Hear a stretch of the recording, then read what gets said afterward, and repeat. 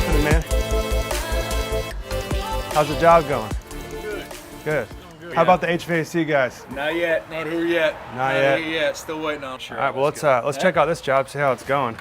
Ooh. That's why the pumps needed desperately. Yeah. By the way, this is episode 1 of. Oh yeah. This is a church building. Yeah. This is a church building renovation that we're doing. It's actually an evangelical organization. Yeah. Missionaries. So, yeah, missionaries. They specialize. Pretty much the roofers came. We won't say who they were, but they did the dry-in. They didn't do the drying. Well, they did the drying, but they did it wrong. Oh. Yeah, and then. I thought they didn't do it at all. Yeah, I'm Jesse. Nice to meet you. I'm Casey. Welcome It's to good. the welcome conversation. to the job. Yeah, right. No, Wow. but the roof flooded in the whole building. This is a double-story building. We're in the first story right now, the first floor, but it just got completely trashed. So we're pretty much gutting about 6,000 square feet, about 3,000 each story, and putting it all back together. So flooring, paint, drywall, electrical, mechanical, and plumbing as well. So it's pretty much a full construction project. $200,000 insurance claim kind of situation. So we had to work with the adjuster for a good month. And like you were just saying, we had to really detail out every single door jamb and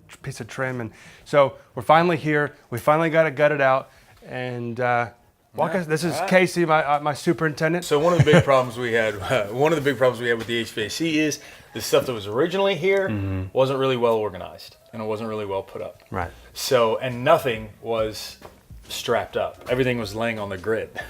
So because we're putting in return. The ceiling grid here is what holds these tiles and the electrical fixtures, but the ductwork isn't really supposed to lay on it. It's not at all. And we're putting in returns because upstairs was having a hard time with the circulation and getting actually air up there. So we put in returns in every single room up there because it was needed. Oh, by the way, sorry, but this HVAC feeds upstairs in the floor joists and it feeds downstairs through the ceiling grid. So it's like kind of old school homes where you always had your, just where so you you crawl know. space underneath. But yeah, so but to do that, which meant we had to bring in a lot more trunk lines that in this chaos. So that was probably one of the more complicated things. But we got everything strapped up finally off the grid.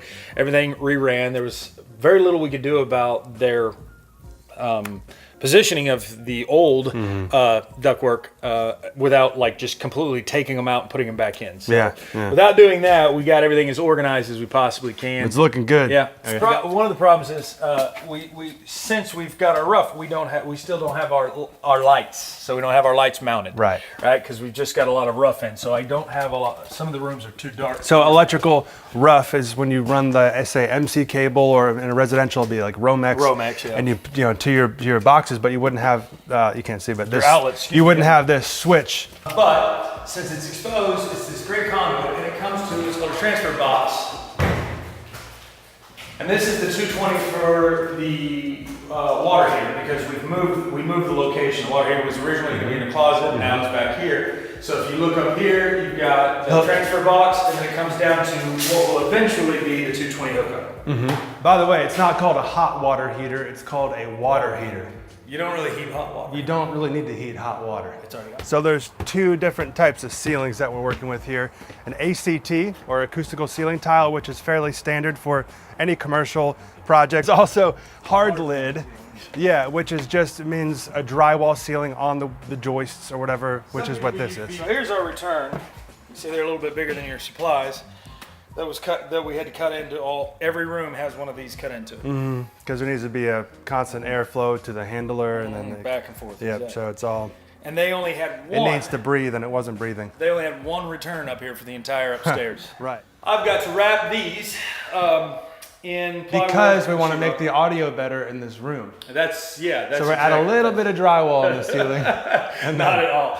No, just for aesthetics. Obviously, this has nothing to do. I don't know. I kind of like this. I do too. Painted I like black. I like that. I'm an exposed beam kind of guy. Yeah. No, but what are you gonna use these 2x4s and just kind of? Nope.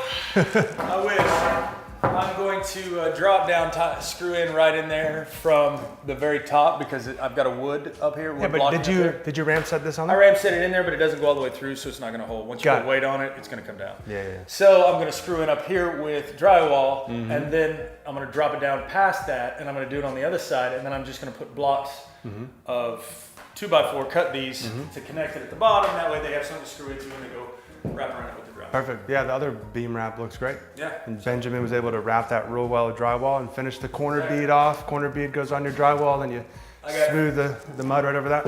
I got 3 more to do and we're good to go. Sweet. So MEP rough is complete, other than some electrical tweaks that we need to do. Then we'll pass our electrical rough inspection.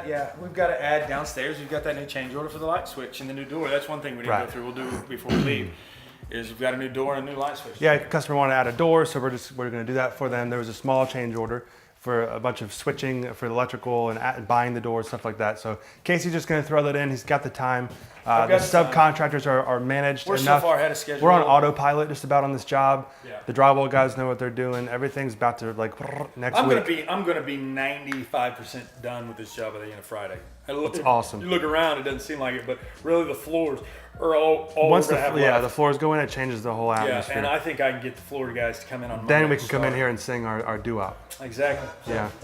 But yeah, we're way ahead on this job. In fact, we were a month ahead on this job not too long ago. We wanted to be done July 1st. Yeah. And we're kind of scheduled for first week of June. Yeah. So. But we even pulled back on this to make sure we get some change order things right. If we hadn't, we'd have been done with this job 2 weeks ago. Right. So changes always extend the time frame on a project, always, which is fine. But we just always put a change order time extension. So like, this is the change order. It's going to extend your project by 5 days or 7 days or 12 days, whatever it may be, and make sure they sign off on that so there's clarity on your communication with the client. When I first came here, I mean, you guys didn't see this as just episode 1, but I could have done one in the very beginning, maybe the next job. But this was all open and there was old wires, like cloth wires, like hanging everywhere, and it was horrible. So we replaced all of that, ran all new MC.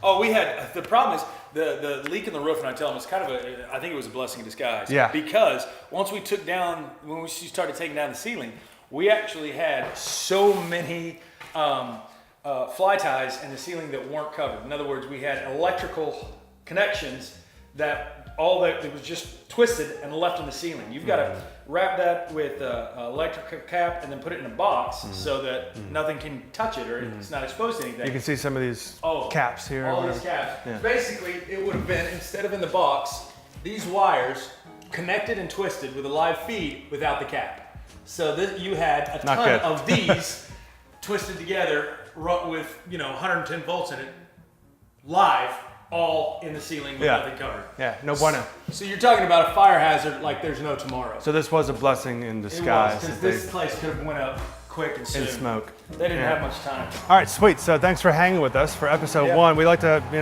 we love to you along for the other episodes on this project. And subscribe if you're new here and give this video a like. We'll see you next time. What else, man? Not my eye. Yeah, I mean, what else are you going to say? Yeah, put the bell notification on. Yeah, call us, 904-500 Lane. See ya. All right. Cool. I like the better. I do too. Because it's like, look. Shows authenticity. He's not.